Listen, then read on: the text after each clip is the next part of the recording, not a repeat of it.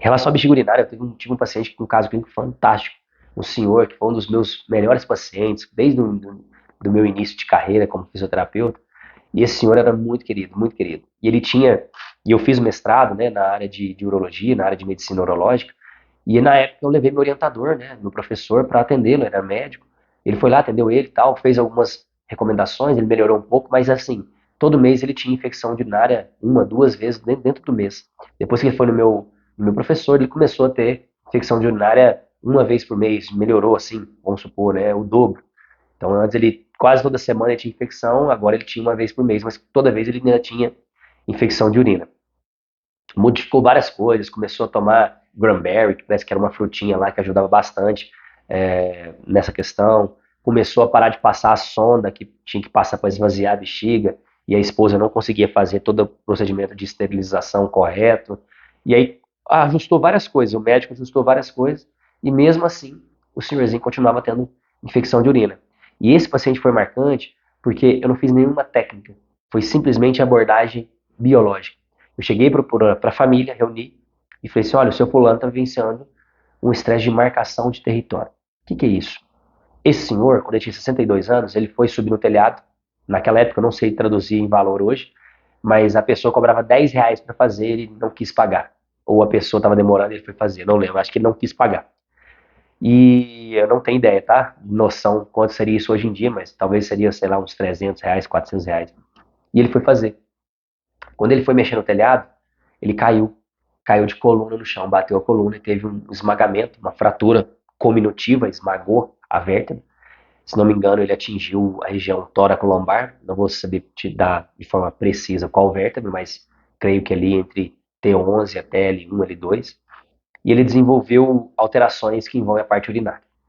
Começou a ficar muito debilitado, ele aposentou, né, pagava sobre 10 salários mínimos, no final da aposentadoria ele recebia menos de dois, então o dinheiro que ele tinha mal dava para me pagar, e a filha dos Estados Unidos que bancava toda a casa, que seria ele, a esposa, a irmã, assim, finais de semana, né, onde ia o irmão, os netos e tudo isso, entre aspas, quem bancava tudo isso era a irmã que morava nos Estados Unidos. Então esse senhor ele se sentia inválido. Várias vezes ele me falava que ele era como se ele fosse o leão velho, que ele já estava na hora de morrer mesmo, que ele não servia para nada, tudo mais. E eu lembro do dia de uma das vezes que ele teve uma infecção de urina, foi bem marcante para mim, que a filha dele estava fazendo uma obra na parede, na parede da gourmet dele, na área gourmet, e ele estava andando, a gente estava indo para fazer fisioterapia, isso deve ter já uns 12, 13 anos já, isso foi em 2010, 2011. E aí ele olhou e falou assim, chamou a esposa e falou assim: o que é isso aqui?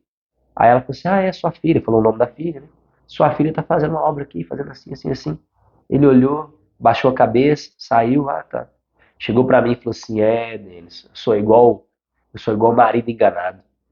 Eu sou o último a saber das coisas aqui. E ele era um homem destro. Um homem destro, ele é um homem territorialista. Ele quer mandar, desmandar, coordenar. E era a função dele. Só que ele não tinha esse poder mais. Ele não tinha financeiramente poder, mas a casa era dele. Ele construiu aquela casa ali. Com muito suor, muito sacrifício, ele fez aquilo ali. E a filha mexendo na casa dele, aquilo era como se fosse uma invasão do território dele. E aí foi nessa vez, ele desenvolveu uma infecção de urina. Depois disso, ele fez tratamento lá na época. Chamei a família, todo mês ele tinha infecção de urina, mesmo depois de ir ao urologista, o qual era meu orientador, muito bom, meu orientador ajudou ele, melhorou bastante, mas todo mês ele daí tinha infecção de urina, tinha que tomar antibiótico e tudo mais. E aí esse senhor, ele abordei a família, chamei, expliquei o que era, não falei com ele, e falei assim: olha, tá vivendo isso. O que a gente pode fazer para ele ter a sensação que ele manda? Para ele ter a sensação que ele comanda aqui. Por exemplo, talvez você pode chegar, ao invés de fazer a obra, perguntar para ele o que ele gostaria. Ô pai, o senhor acha que a gente poderia fazer assim ou assim? Pai, o que o senhor acha disso, disso, disso? Ou, no caso da esposa, marido, o que você acha que a gente pode fazer hoje para o almoço? O que você quer comer? É isso. Incluir ele. Incluir ele como chefe. Não é como um qualquer, como chefe. Como ele foi até cair do telhado. Como ele era, né? E aí o que aconteceu? A gente, elas, né? A família comprou uma poltrona específica para ele almoçar. Não era aquelas poltronas do papai, não, uma poltrona mesmo para ele almoçar. Como se fosse a poltrona do rei. Ninguém sentava nessa poltrona, só ele. a não ser que ele autorizasse, fala assim, meu neto, pode sentar aí. Se ele autorizar, ok. Se ele não autorizar, não senta. Ninguém pode chegar e sentar na cadeira dele, porque a cadeira é dele, é território dele. E às vezes ele chegava e falava assim, eu quero comer, eu lembro dessa frase, eu queria comer um arroz no pirex. Eu lembro da esposa dele contando pra mim, falei assim, que o fulano falou que queria comer arroz no pirex, tive que fazer.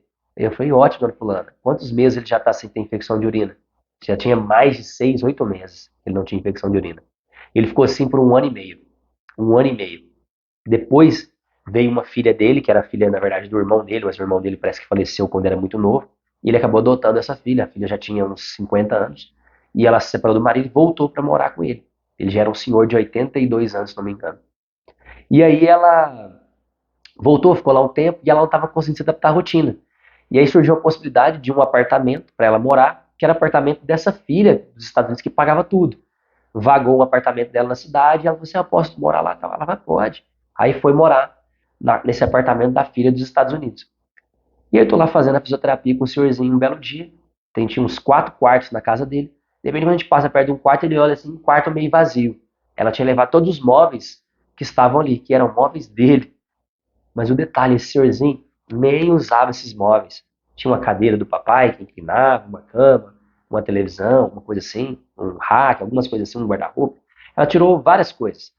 Ele olhou, chamou a esposa, aí ela falou o que tinha acontecido. Fulano levou os móveis lá para casa nova. Ele baixou a cabeça de novo. Quando ele saiu, ele falou mais uma vez esse negócio de que ele era o marido enganado, que ele era o último a saber, e ele foi e xingou pela primeira vez. Eu nunca tinha ouvido ele xingar. Ele foi e xingou e falou assim: isso é um desrespeito, não sei o quê. Essa foi a última vez que ele teve infecção de urina. Ele foi, teve infecção urinária no dia seguinte, na noite ali daquele dia, foi para o hospital, começou a tomar antibiótico, depois foi piorando, tomou antifúngico, e continuou ali no hospital, e eu conversando com a esposa, com os filhos, ver se tinha possibilidade de levá-lo para casa e tomar os medicamentos em casa, que era muito melhor para ele, não é nem por pegar infecção no hospital, porque estar no hospital você já tem uma tendência a ativar coletor renal. Coletor renal, que é o conflito refugiado, hospitalizado, mesmo ele estando ali com a família, estando em contato com a família, ele poderia estar ativando isso, e isso dificultaria ele se curar, ele terminar o processo. E foi o que aconteceu. Infelizmente, esse paciente veio a óbito, com 80 e poucos anos. Não que a filha, essa filha adotiva, né, que era sobrinha na verdade, mas é filha adotiva, foi a causadora, mas sem saber que ela não participou da conversa inicialmente, sem saber essa atitude que ela tomou devido à percepção dele, então aqui devido ao óculos desse senhor que enxergava a realidade, ele enxergou aquilo como uma invasão do território dele, uma dificuldade que ele tinha de se posicionar, de marcar o território. Essa foi a causa da infecção de urina dele. Depois ele teve septicemia e acabou vindo a óbito. Então, septicemia e ativação de coletor renal. A tentativa que eu estava buscando ali era trazer ele de volta para o ambiente dele, para a casa dele, mesmo tomando os medicamentos. Isso poderia ter prolongado mais ainda a vida dele, mas ele já era um senhor bem debilitado, tá? Então, isso aqui é só um relato de caso para você entender como funciona o tratamento puramente biológico. Um exemplo de solução real. Eu poderia ter trabalhado técnicas de ressignificação, não só trabalhando a família, mas trabalhando ele. Eu não trabalhei nada nele, trabalhei a família para impactar nele. Mas eu poderia trabalhar com ele com técnicas específicas de ressignificação para a gente mudar o padrão de comportamento ou fazer algo, né? Se tivesse como solucionar de forma real, seja talvez ele trabalhando, conseguindo ganhar mais, conseguir fazer mais coisas, ele mandar, desmandar, ou seja, ele se posicionando mais, tendo uma voz mais ativa, enfim, tudo isso poderia ter prolongado, tá? Enfim, esses são alguns relatos aí para você entender como funciona o córtex cerebral. Existem várias áreas, vários órgãos, várias regiões que eu citei aqui, tem muito mais detalhes, é muito mais aprofundado do que isso. Mas isso aqui é uma base para você já entender como funciona os padrões de comportamento e os padrões físicos, os sintomas nos órgãos que nós vamos apresentar em relação ao córtex cerebral.